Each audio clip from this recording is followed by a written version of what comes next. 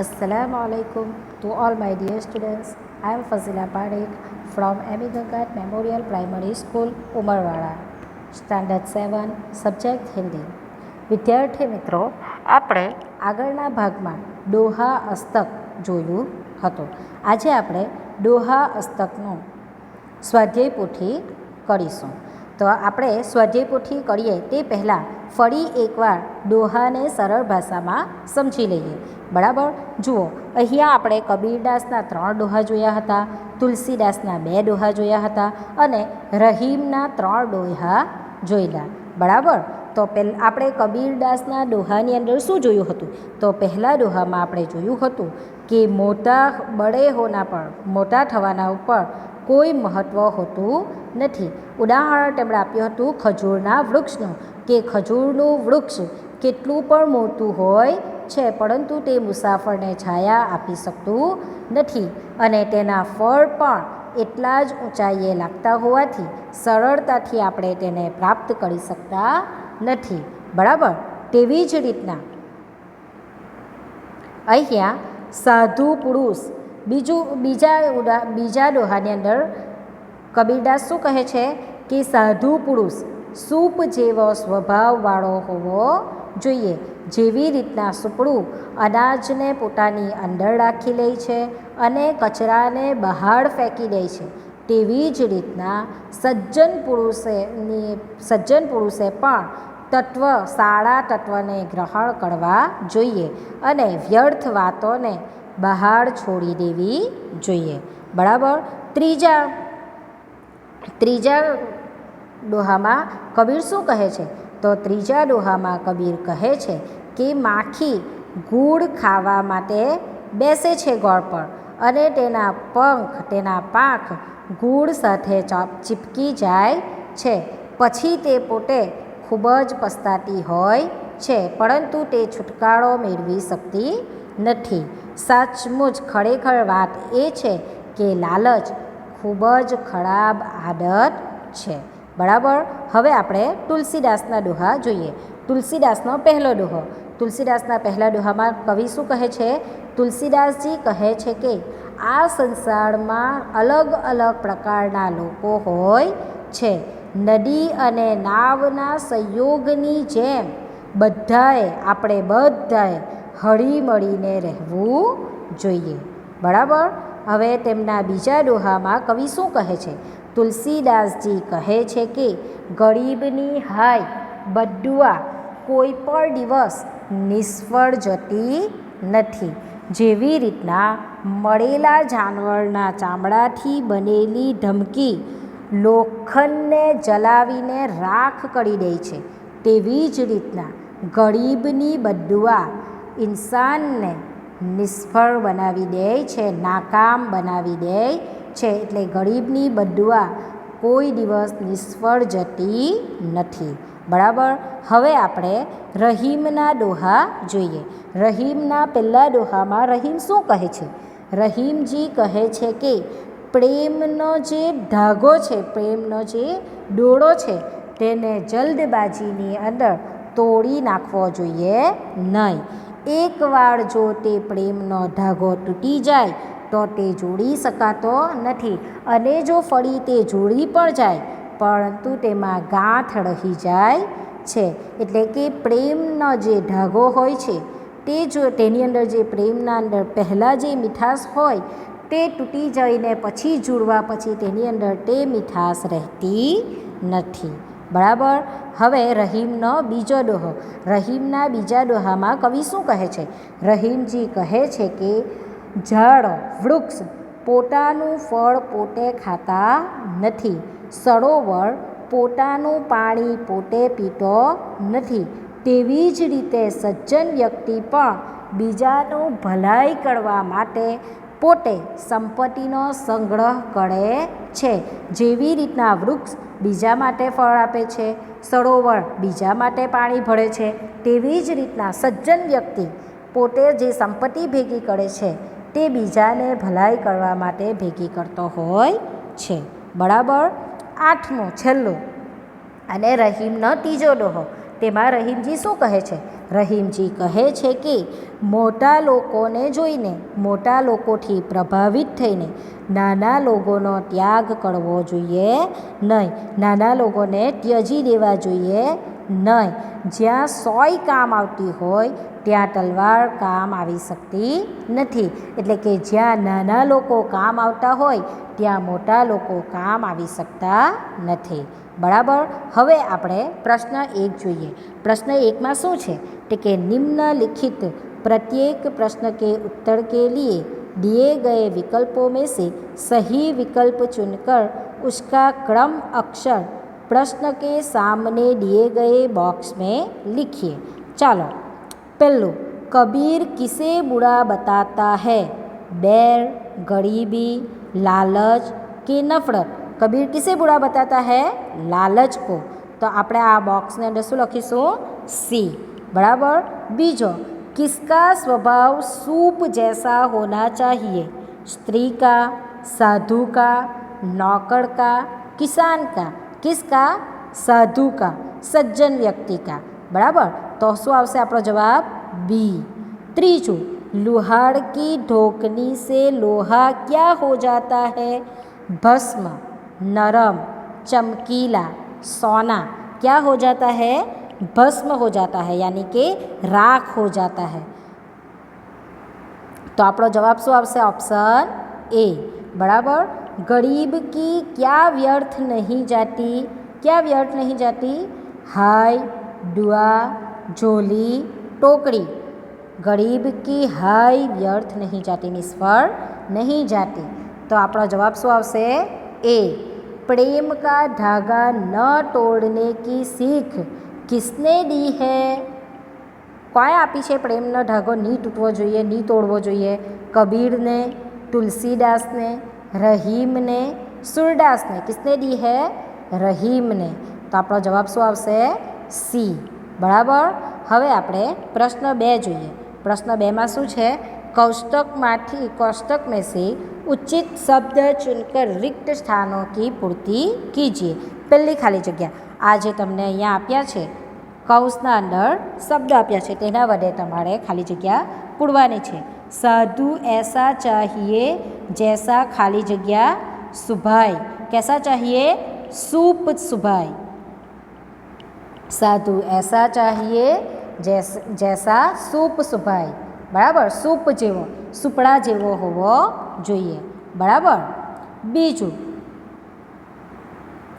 तुलसी इस संसार में खाली जग्या के लोग भांति भांति के लोग એટલે કે જાત જાતના लोग. तुलसी खाली जग्या गरीब की कबू न खाली जाए.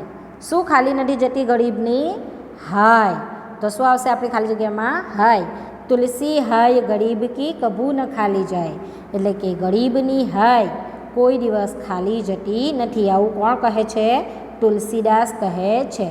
रहीमन खाली जग्या प्रेम का मत तोड़ो चटकाए. रहीमन धागा प्रेम का मत तोड़ो चटकाए. ઝડપથી ખેંચીને પ્રેમના ધાગાને તોડવો જોઈએ નહીં.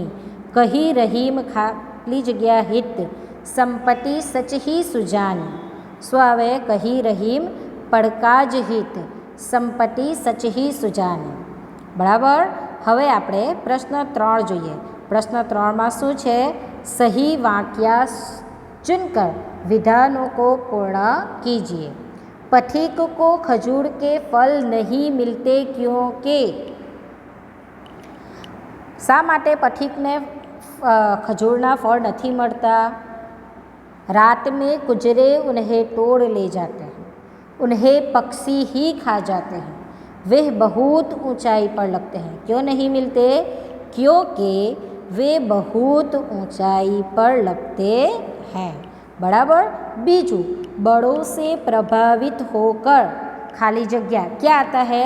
उनकी खुशामद नहीं करनी चाहिए, उनकी नकल नहीं करनी चाहिए, छोटों की उपेक्षा नहीं करनी चाहिए. तो शू जवाब आवे आपणे? आपणो बड़ों से प्रभावित होकर छोटों की उपेक्षा नहीं करनी चाहिए. बराबर. હવે આપણે પ્રશ્ન 4 જોઈએ. प्रश्न 4 अंदर है एक एक वाक्यना प्रश्न, निम्नलिखित प्रश्नों के उत्तर एक एक वाक्य में लिखिए. बराबर, एक एक वाक्य में जवाब लखवानो है. खजूर का पेड़ बड़ा होता है फिर भी कबीर उसको महत्व क्यों नहीं देते? क्यों नहीं देते?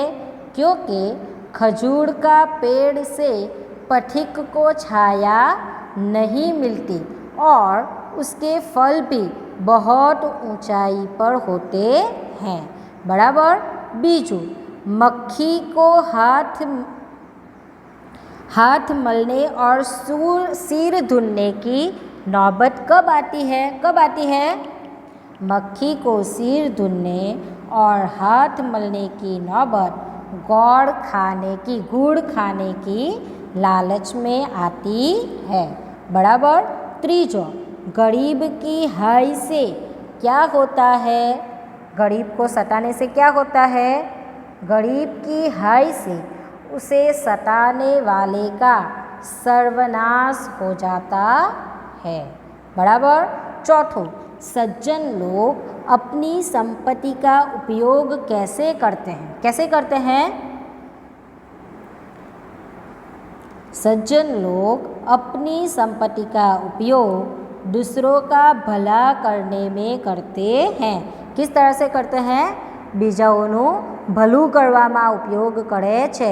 જેવી રીતના નદી પાણી આપે છે અને ફળ પોતાનું ફળ નથી ખાતો, તેવી જ રીતના સજ્જન વ્યક્તિ પણ પોતાની સંપત્તિ પોતાના માટે ભેગી કરતો નથી, પરંતુ શું કરવા માટે કરે છે? બીજા લોકોનું ભલું કરવા માટે કરે છે.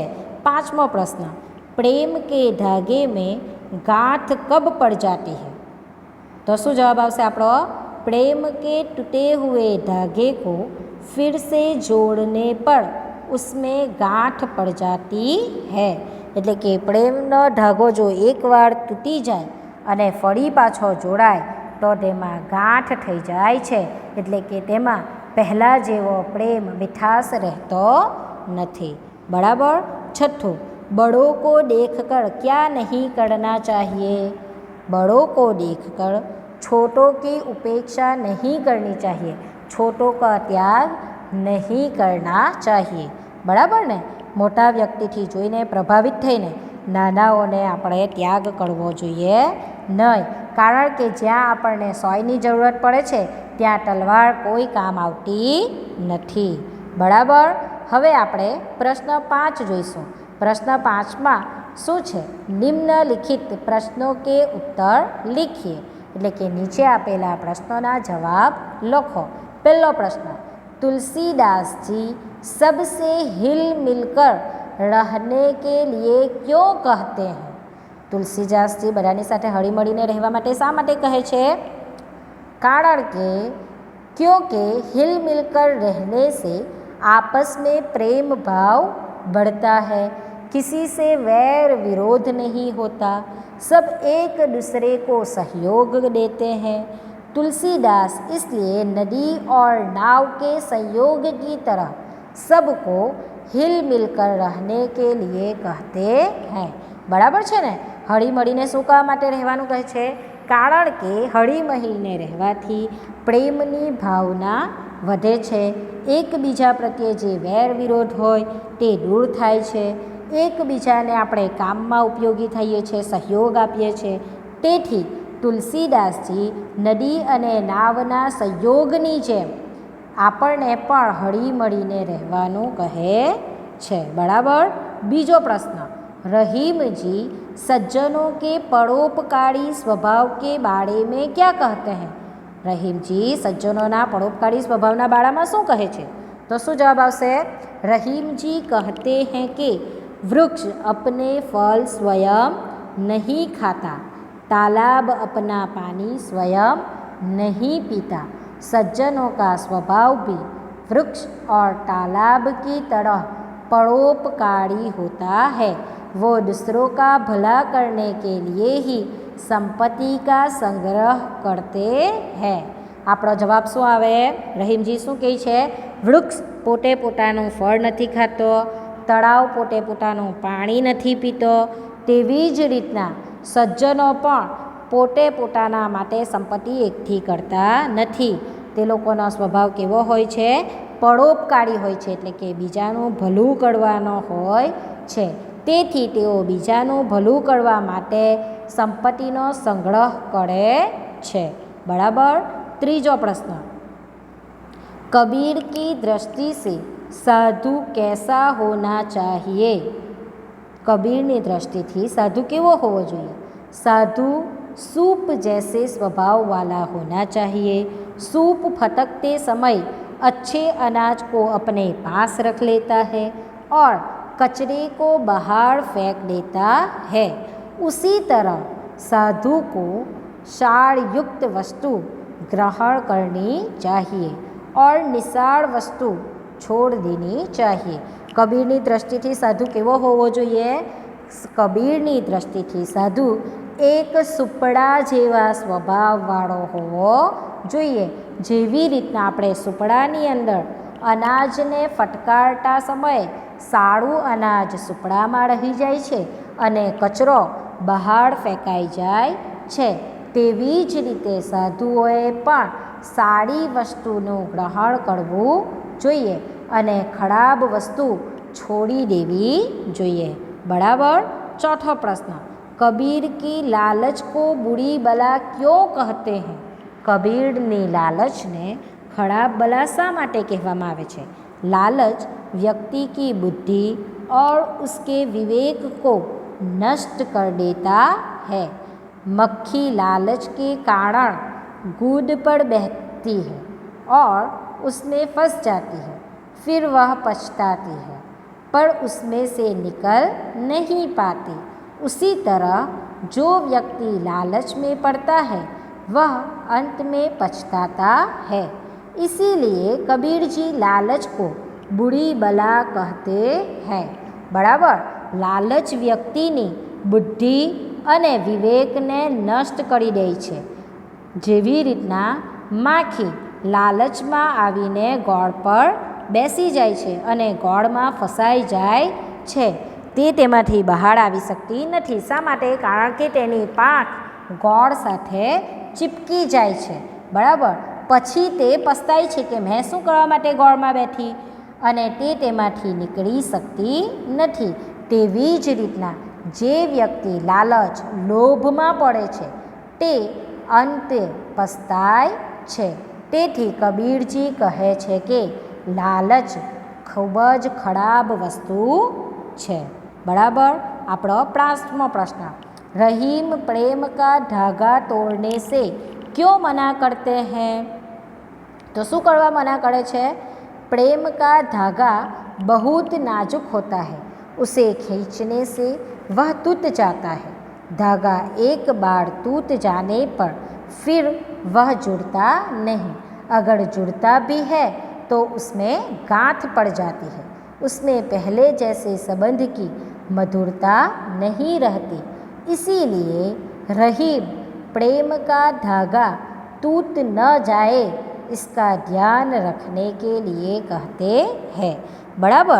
કબીર રહીમ શું કહેવા માટે પ્રેમના ધાગાને તોડવાનું મના કરે છે? તો શું કહેવા માટે?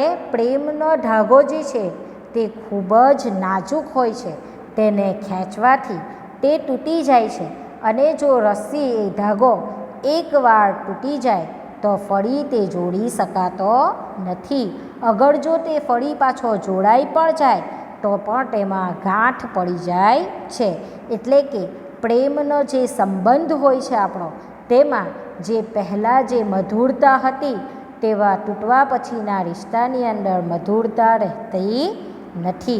તેથી રહીમ પ્રેમના ધાગાને તૂટવો ન જોઈએ અને તેનું ધ્યાન રાખવા માટે કહે છે. બરાબર. 6થો પ્રશ્ન, बड़े लोगों को निरुपयोगी बताने के लिए खजूर के पेड़ का उदाहरण क्यों दिया गया है? શા માટે આપવામાં આવ્યું છે? क्योंकि खजूर का पेड़ बड़ा तो होता है पर उससे पथिक को न छाया मिलती है न फल मिलता है। उसी तरह बड़े लोगों की मनोवृत्ति संकोचित होती है, उनसे दूसरों को कोई लाभ नहीं होता। બરાબર. શું કહે છે?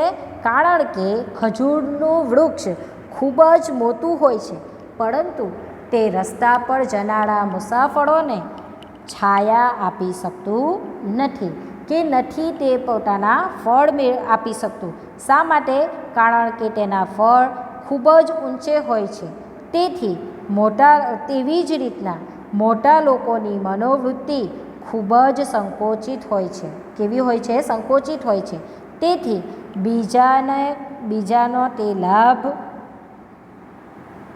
તેનાથી બીજાને લાભ મળી શકતો નથી. બરાબર.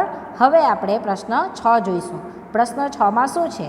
प्रश्न 6 में है निम्नलिखित मुहावरों का अर्थ देकर वाक्य में प्रयोग कीजिए। हाथ मलना यानी के पछताना, पछताओ. बराबर. तो एने आपणे वाक्य में प्रयोग करवानो छे. निशाना चूक जाने से हिरन भाग गया और शिकारी हाथ मलता रह गया. बराबर. तो आपणे एना उपर बीजू पर बनावी सकीए ने? एवी ज रीतना बीजू वाक्य पर बनावी शकाय ने आपणाथी? शुं बनावी शकाय? परीक्षा पूर्ण हो गई और हम हाथ मलते रह गए. बराबर. परीक्षा खत्म थई गई अने तमे मेहनत करी ज नहीं अने तमे पछताता रही गया. बराबर. सिर धुनना यानी के पछताना. सिर धुनने से बिगड़ा काम नहीं बनता, यानी कि पछताने से बिगड़ा हुआ काम नहीं बनता. पछतावो करवाथी खराब जे काम थई गयेलुं होय ते सारुं थई जतुं नथी. हिल मिलकर चलना यानी के सहयोग करना, एक दूसरे को मदद करना. सबसे हिल मिलकर चलने से ही समझदारी है. सबसे सहयोग से काम लेने में ही समझदारी है. बराबर. चौथुं, लोह भस्म हो जाना यानी कि कठिन चीज़ का नाश हो जाना. बराबर. तो एनु शुं बनशे वाक्य? जब आग में लोह भी भस्म हो जाता है तो यह लकड़ी क्यों नहीं हो सकती. बराबर. हवे आपणे आगळ प्रश्न 7 जोईए. प्रश्न 7 में शू है? निम्नलिखित शब्दों के विरुद्धार्थी शब्द लिखिए. जुओ, सत्य. सत्य एटले के साचुं. तो एनु विरुद्धार्थी शब्द शू थशे? झूठ. बराबर. तो तेने हिंदी में शू कहेवाय? असत्य. तो सत्यनो विरुद्धार्थी शब्द शू थाय? असत्य. आदर, अनादर. स्वकाज, परकाज. बुरा, अच्छा. प्रेम, नफरत. नज़दीक, दूर. मृत, जीवित. धनी, गरीब. छोटा, बड़ा. बराबर. हवे आपणे प्रश्न 8 जोईए. प्रश्न 8 में शू है? प्रश्न 8 में है निम्नलिखित वाक्यों में रेखांकित शब्दों का प्रश्नवाचक और संबंधवाचक सर्वनाम में वर्गीकरण कीजिए. बराबर. अहींया तमने प्रश्न आप्या छे, तेमांथी प्रश्नवाचक शब्द कयो छे अने संबंधवाचक सर्वनाम कयुं छे ते आपणे शोधवानुं छे. अहींया तमने लीटी आपी ज छे. बराबर. जुओ, पहेलुं वाक्य छे वह कौन आ रहा है. तो आ कौन जे छे ते शुं छे? प्रश्नवाचक वाक्य छे. तो तेने तमारे प्रश्नवाचक शब्दमां लखवानुं. बीजुं, जैसी करनी वैसी भरनी. आ केवुं वाक्य छे? संबंधवाचक छे. जैसी वैसी एटले ए संबंधक वाचक शब्दमां आवशे. त्रीजुं, जो चलता रहेगा वह मंजिल तक पहुँचेगा. जो वह आ शुं छे? संबंधवाचक छे.